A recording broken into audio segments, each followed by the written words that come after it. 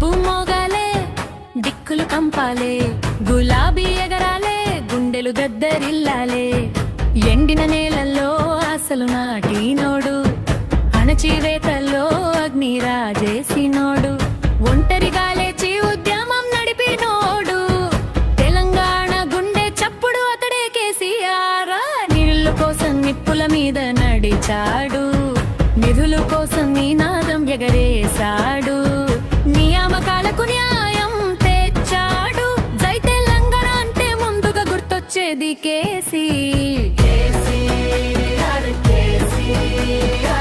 గర్జిస్తే గడితే కంపాలి మహబూబ్ నగర్ జిల్లా గురించి తన ఉద్యమ కాలంలోని అనుభవాలను గుర్తుచేశారు.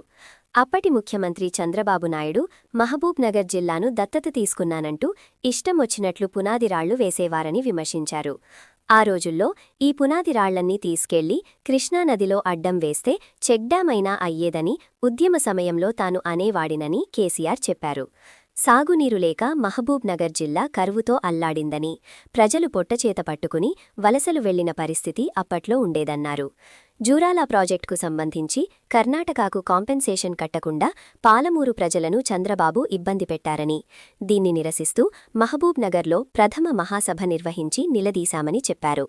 అప్పుడు చంద్రబాబు మోకాళ్ల మీద పరిగెత్తి ఆ డబ్బులు కట్టాడని కేసీఆర్ వ్యాఖ్యానించారు.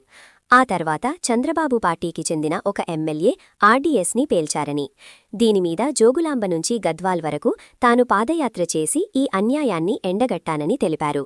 అప్పుడే చంద్రబాబు జూరాల నుంచి ఆర్డీఎస్ లింక్ కెనాల్ అంటూ డ్రామా మొదలుపెట్టారని కేసీఆర్ ఆరోపించారు.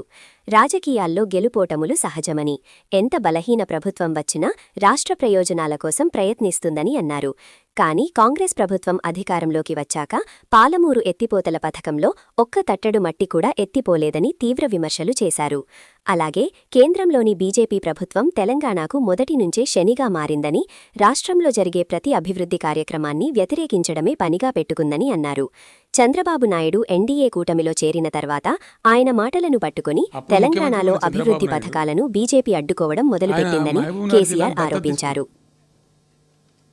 ఆయన దత్తతలో ఉండే నేను అడాప్ట్ చేసుకుంటున్నా ఈ కరువు జిల్లా, దీన్ని అది చేస్తా ఇది చేస్తా పొడి చేస్తా అని మాటలు చెప్పి ఇష్టం వచ్చినన్ని పునాదిరాలు వేసిండు.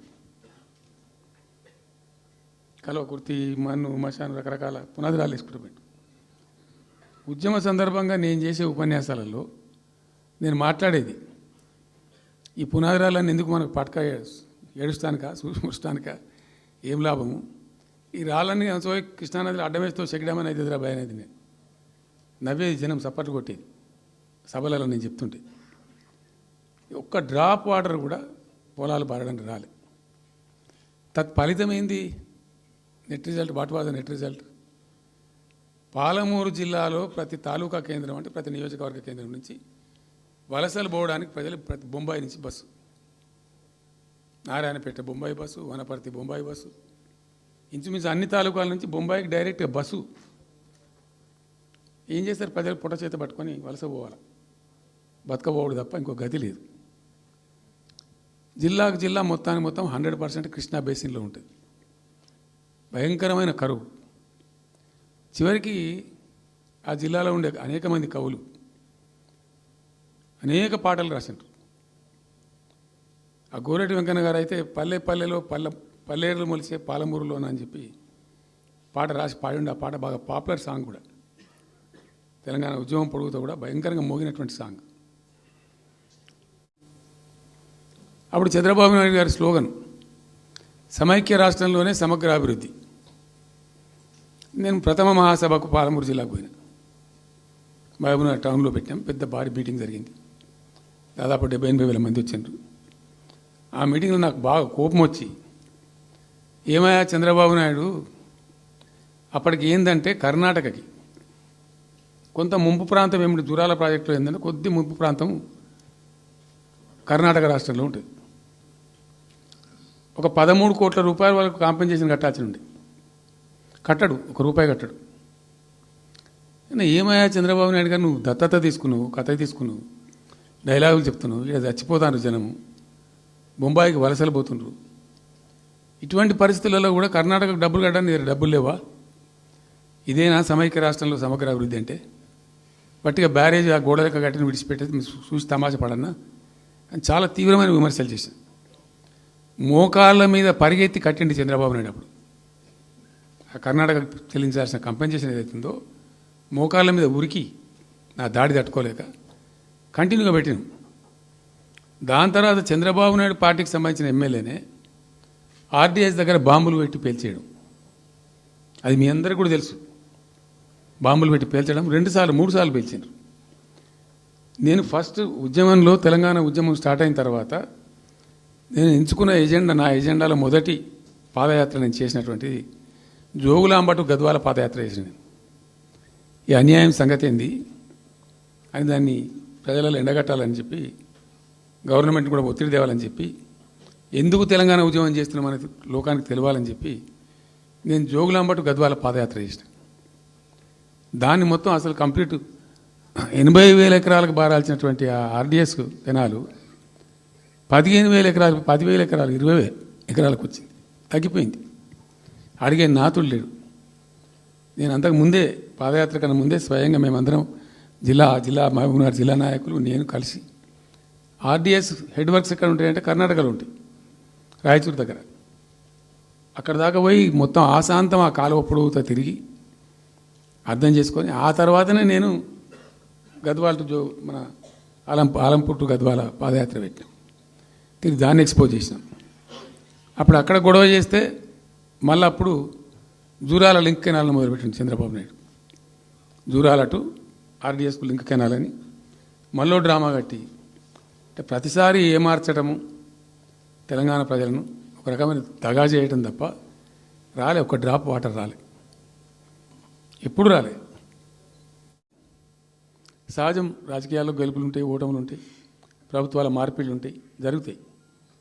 కానీ ఎంత తెలుగు తక్కువ దద్దమ్మ ప్రభుత్వం వచ్చినా, నెక్స్ట్ సక్సెసివ్ గవర్నమెంట్ ఎవరు వచ్చినా రాష్ట్ర ప్రయోజనం కదా ఒక ప్రాజెక్ట్ అంటే. ప్రజలకు నీళ్ళు వచ్చేది కదా, ప్రజలు బ్రతికేది కదా, దాన్ని కొనసాగిస్తారు. ఇప్పుడు ఒక్క తట్టెడు మట్టి కూడా తీయలేదండి.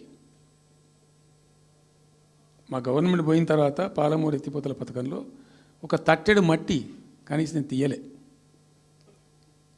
మరి దాన్ని ఎందుకు అబాండన్ చేసినరో, దాని వెనక ఏం ఉద్దేశం ఉందో, ఇంత నిష్క్రియాపరత్వం ఏంది, ఇంత దారుణమైంది.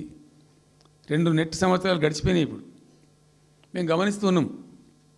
మధ్యలో ఏమైంది, కేంద్ర ప్రభుత్వంతో తమాషా బీజేపీ మొదటి నుంచి మాకు తెలంగాణకు శని అయింది. అది కేంద్ర ప్రభుత్వం ప్రతిదాన్ని వ్యతిరేకించడమే, ప్రతిదానిగా చంద్రబాబు ఎన్డీఏలో చేరడం, ఆయన మాటలు పట్టుకొని వ్యతిరేకించడం, అడ్డంగా ఇష్టం వచ్చిన పద్ధతిలో. మేము బాగా కొట్టాను. మేము ఉన్న రోజులు అనేకమైనటువంటి పోరాటాలు చేసినాం, చేసి దాన్ని ఎప్పటికప్పుడు సాధించుకున్నాం. అనుమతులు కానీ ఇంకోటి కానీ మొత్తం 9-10 అవసరం పడతాయి. అందులో 6 అనుమతులు ఆల్రెడీ వచ్చేసినాయి. Main environmental impact, environment assessment కమిటీది అదే మెయిన్ అసలు ప్రాజెక్టుకు లైఫ్ లైన్. దాని మొత్తం అనుమతులు వచ్చేసినాయి. దాని తర్వాత మిగిలిన అనుమతులన్నీ లాంఛనమే, ఇక ఇచ్చేయాల్సిందే. అది ఇచ్చిందంటే అటువంటి అతి ముఖ్యమైనటువంటి అనుమతి కూడా తెచ్చినాం, అన్నీ తెచ్చినాం. అన్నీ వచ్చిన తర్వాత కేంద్ర ప్రభుత్వం మొన్న చంద్రబాబు నాయుడు ఎంపీలు అవసరం ఉంది కదా అక్కడ వాళ్ళకు. ఇప్పుడు ఇద్దరు ఎంపీలు అవసరం కదా, నితీష్ కుమార్, చంద్రబాబు నాయుడు. దానికోసం బీజేపీ ఎంతకైనా దిగజారుతుంది. ఆడ ప్రభుత్వం నిలబెట్టుకోవాలి కాబట్టి ఎంతకైనా దిగజారి ఆయన మాట పట్టుకొని డిపిఆర్ను వాపసు పంపించారండి. మేము ఉన్న రోజులు రాలే డిపిఆర్ వాపసు, అనుమతులు తెచ్చిన ఉల్టా. మేము ఇంకా డిపిఆర్ వాపసు వస్తే భూమి ఆకాశం ఒకటి చేయాలా రాష్ట్ర ప్రభుత్వం? ఎంత లొల్లి చేయాలా, ఎంత హడావుడి చేయాలా? ఆల్ పార్టీ డెలిగేషన్ తీసుకుపోవాలి. అవసరం వస్తే మేము వడ్లు కొనకపోతే పోయి ఢిల్లీలో ధర్నా చేసినామండి. మేము అప్పుడు మా గవర్నమెంట్ ఉన్నప్పుడు రైతులు పండించిన పంట కొనకపోతే యావత్తు ఎమ్మెల్యేలు, క్యాబినెట్ అందరం పోయి ఢిల్లీలో ధర్నా చేసి కేంద్ర ప్రభుత్వం మెడలు వంచినాం. మేము 80 లక్షల టన్నులు మనకి తీసుకుంటామనేటువంటి ఒప్పందం మీద సంతకం చేయించుకొని వచ్చినాం. వడ్లు కొనిపించినాం ఎఫ్సిఐతోని. మామూలు వడ్లు కొనకపోతేనే మేము అంత అడావుడి చేసిపోయినాము. కానీ ఒక ఇంత పెద్ద ప్రధానమైన 3 జిల్లాలకు సంబంధించిన ప్రాజెక్టు డిపిఆర్ వాపసు పంపిస్తే వీళ్ళు కుయ్యలేదు, కుట్టుకోలేదు, వాళ్ళకి చెప్పని కూడా చెప్పలేదు. తెలియదు ఎవరికి బయట. మమ్ జస్ట్ దేవర్ మమ్. ఇంకా బాధాకరమైన అంశం ఏంటంటే